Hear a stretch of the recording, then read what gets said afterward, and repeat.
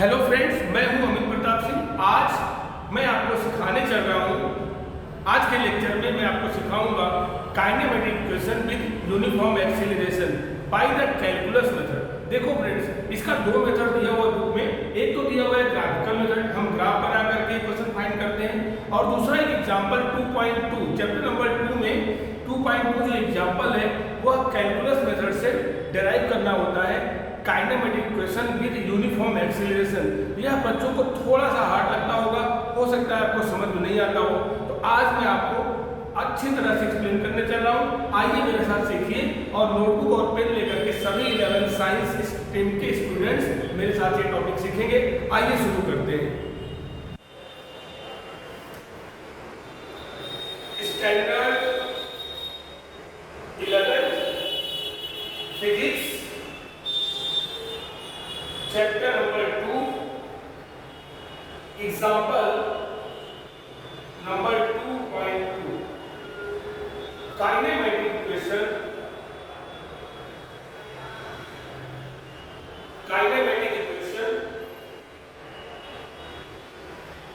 With uniform acceleration.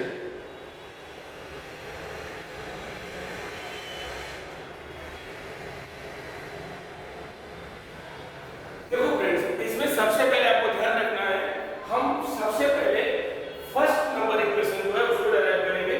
तो first number के लिए करना क्या है, आपको ध्यान रखना है एक्सीलरेशन का जो फार्मूला होता है, एक्सीलरेशन का जो फार्मूला होता है a = dv/dt। ये फार्मूला लेके हमको चलना है। एक्चुअली फार्मूला कैसे बना आपको मालूम होगा। The time rate of change of velocity is called acceleration. The time rate of change of velocity is called acceleration. दरअसल इसको फ्रेंड्स आपने सीखा होगा, a को हम इस तरह भी लिखते हैं डेल्टा v/डेल्टा चेंज इन वेलोसिटी पर चेंज इन टाइम। तो इसको हम बोलते हैं डेल्टा t को चेंज इन टाइम बोलो, या सिंपली बोल सकते हैं टाइम इंटरवल। इसी फार्मूले में लिमिट लेकर के हमने ये ऑब्टेन किया है dv/dt। तो हम आशा करते हैं कि आपको a = dv/dt लिखने में किसी तरह की कोई तकलीफ नहीं होगी। आइए शुरू करते हैं। यही आपको लेके चलना है। अब अगर आप dt को लेफ्ट साइड लाते हैं तो आपको मिलता है a dt और इधर मिलता है dv। अब dt को आप क्या करिए, लेफ्ट साइड लाइए, dv = a dt। अब a मैंने क्या लिखा है, यूनिफॉर्म एक्सीलरेशन। जो चीज यूनिफॉर्म होती है उसको हम कांस्टेंट बोल सकते हैं। a को अगर यहाँ पर इस लिखेंगे दोनों तरफ, टेक इंटीग्रेशन बोथ साइड। क्या करेंगे friends, take integration both side, दोनों तरफ हम क्या करेंगे, इंटीग्रेशन करेंगे। तो dv और यहाँ भी इंटीग्रेशन करेंगे dt। और मैंने जैसे कि पहले बताया a आपका कांस्टेंट है, तो a को बाहर निकाल दीजिए। अब सवाल ये आता है कि यहाँ लिमिट क्या लिखा है।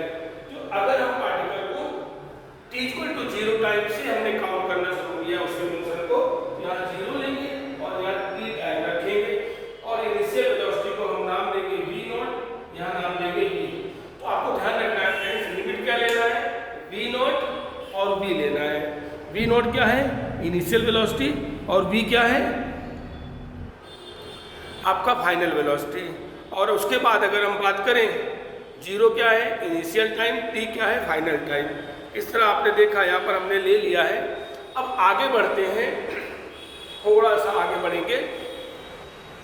तो आप देखिए यहाँ इस इक्वेशन को अगर हम आगे बढ़ाएं,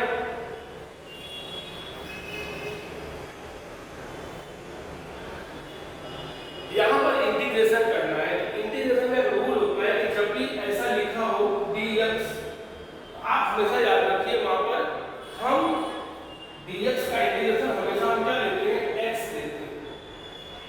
दरअसल आपको ये फार्मूला याद रखना है, x dx अगर ऐसा है पावर n, फार्मूला होता है x पावर n +1/n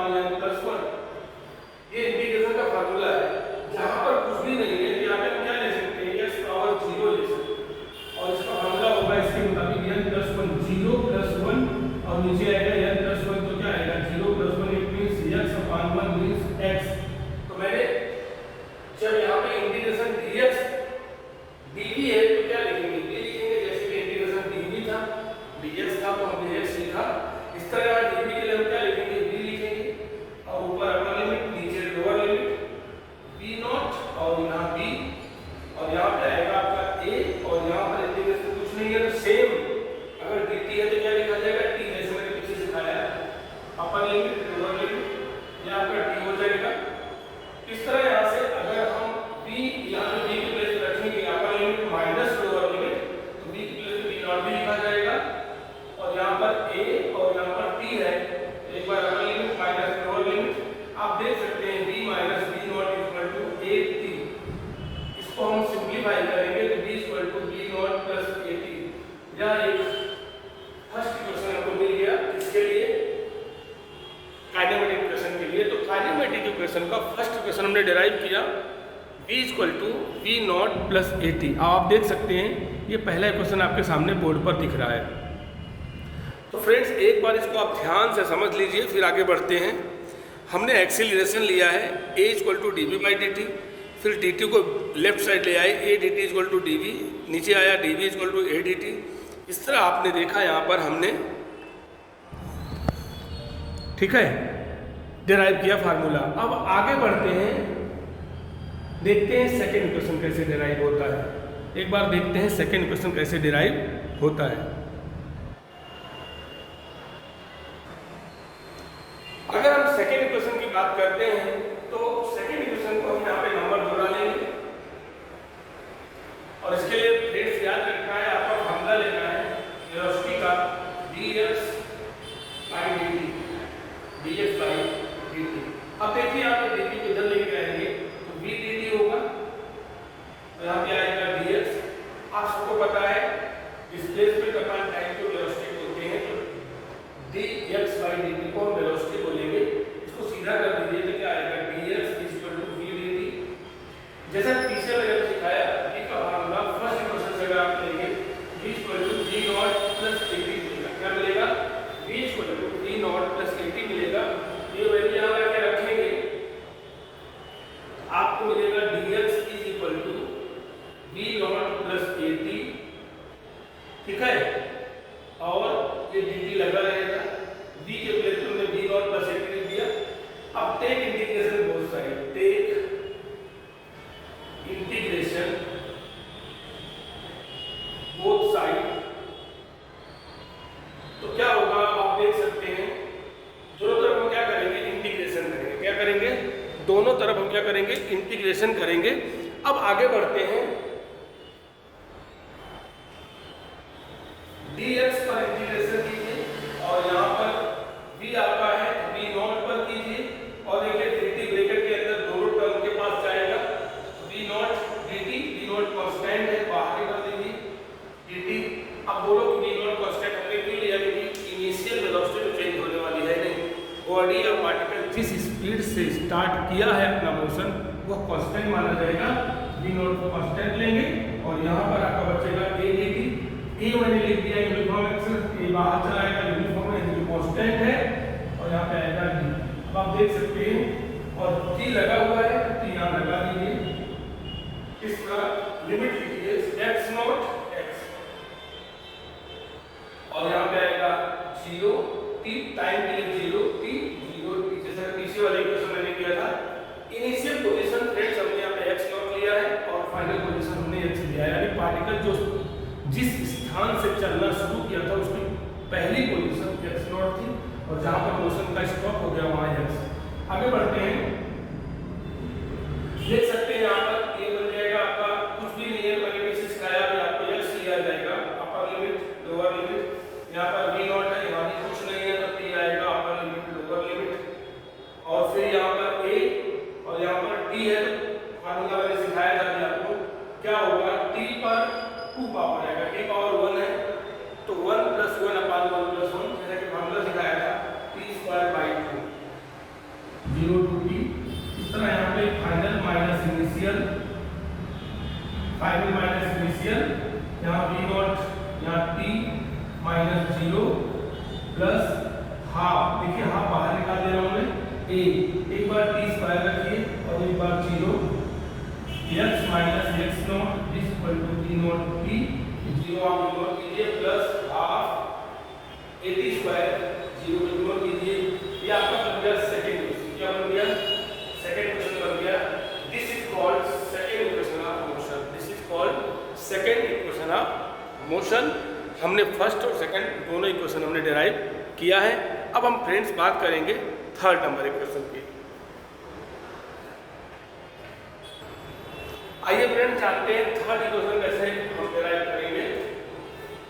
यहाँ 3 नंबर डाल दीजिए। अब इसमें हम फिर से एक्सीलरेशन का फार्मूला पुराना वाला लेंगे, डी बाई डी टी, जो हमने फर्स्ट इक्वेशन डिराइव करने के लिए किया। और करना क्या है, इसमें dx से मल्टीप्लाई करना है और dx को डिवाइड करना है। इसको एक स्टेप आगे बढ़ेंगे तो a equal to D, D के नीचे आपको dx को लाना है और ये dt dx के नीचे लेके जाना है। आप देखिए मैंने क्या कर दिया, dx dt को इंटरचेंज कर दिया, रिप्लेस कर दिया, इसको यहाँ रख दिया, इसको यहाँ। ये बन जाएगा वेलोसिटी का फार्मूला। क्या बन जाएगा? वेलोसिटी का फार्मूला। यहाँ आएगा v, वेलोसिटी आएगा, और यहाँ आएगा a। आप देखिए dx को मैं इधर कर दूँ, a dx, और dv, v को मैं पहले लिख दे रहा हूँ, v को पहले लिख दिया, v dx लेफ्ट साइड आया। अब जरा ध्यान दीजिए, यहाँ पर आपका फार्मूला बन गया a dx, उधर आया v dv।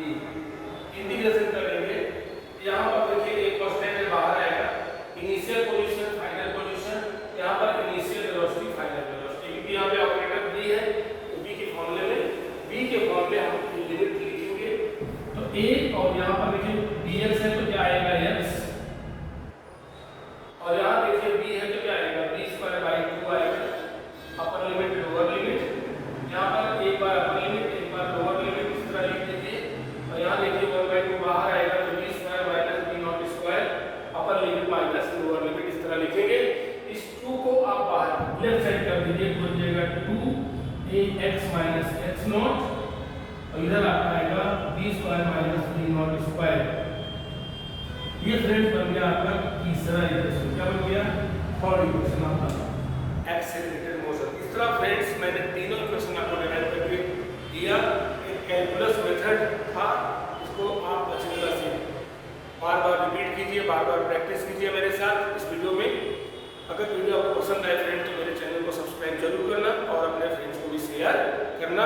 इस तरह अभी हमने स्टार्ट किया है, अब हम बहुत सारे वीडियो आपके लिए बनाएंगे और हर टॉपिक जो टॉपिक आपको हार्ड लगता है उसकी वीडियो हम आपको बना के जरूर देंगे। Thank you. जय हिंद, जय भारत।